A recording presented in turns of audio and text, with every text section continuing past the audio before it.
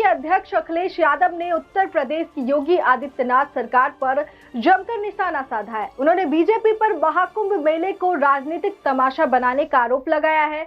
अखिलेश यादव का कहना है कि इस धार्मिक आयोजन का गलत तरीके से इस्तेमाल किया गया। उन्होंने ये भी आरोप लगाया कि सरकार ने इस आयोजन को अपने राजनीतिक फायदे के लिए इस्तेमाल किया। इसी के साथ सपा मुखिया ने यहां तक कह दिया कि महाकुंभ में भाजपा की योजना अगले प्रधानमंत्री के नाम की घोषणा करने की थी। अखिलेश यादव का ये बयान प्रयागराज में 29 जनवरी को हुई भगदड़ के बाद आया है। इस भगदड़ में कम से कम 30 लोगों की मौत हो गई थी और कई दर्जन घायल हो गए थे। इस घटना के बाद पूरे देश में गुस्सा था और लोगों ने इस धार्मिक आयोजन के प्रबंधन पर सवाल उठाए थे। कई विपक्षी नेताओं ने इस घटना को वीआईपी कल्चर और प्रशासनिक लापरवाही का नतीजा बताया था। बता दें कि अखिलेश यादव ने पीएम उम्मीदवारी को लेकर बड़ा दावा किया। यादव ने यहां संवाददाताओं से कहा, भाजपा इसे राजनीतिक कुंभ बनाना चाहती है। ये धार्मिक कुंभ नहीं था। ये कुंभ श्रद्धालुओं के लिए नहीं बल्कि राजनीतिक उद्देश्यों के लिए था। पूर्व मुख्यमंत्री ने कहा, सुनने में तो यहाँ तक आया था कि कुंभ के आयोजन में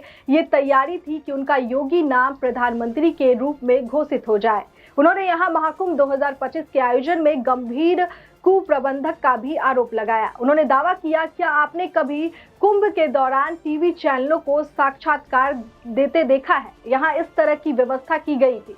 इस पूरे कुप्रबंधन ने आयोजन पर एक बड़ा धब्बा लगा दिया है। अखिलेश यादव ने कहा, भविष्य में आप और भी अच्छे से समझेंगे। कई बातें शायद मुझ तक न पहुंचे, लेकिन आप यहाँ रहते हैं, आप सच्चाई जानते हैं। अखिलेश यादव ने कहा कि 2027 के उत्तर प्रदेश विधानसभा चुनाव में विपक्षी India national development inclusive alliance गठबंधन जारी रहेगा।